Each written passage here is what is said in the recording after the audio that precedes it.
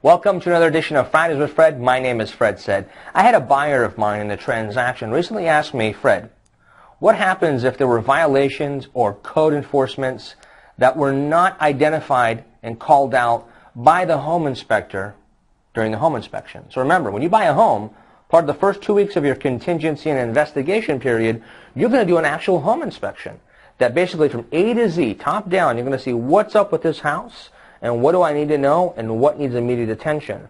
Now, part of that is that a home inspector is going to find out, hey, is there supposed to be a firewall that's per code there? Is there supposed to be a smoke detector or a water heater strapped a certain way with codes in California, or they need to be updated?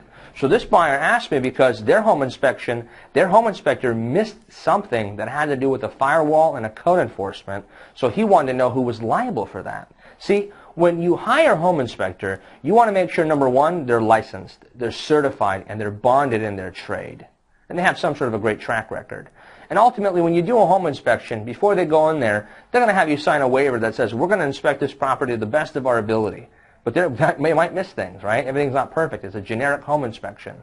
So ultimately, it falls back on maybe you or the home inspector if they miss something that's critical and important. And if you have a scenario like that, which is case by case, we'd love to take a look at and see if we can help you and guide you in the right direction. And our direct line is 949-272-0125. But in general, make sure when you hire a home inspector, they've come through a referral, you found them on Yelp, they have a good track record and a good company that can give you exactly what you need, which is the purpose of a home inspection.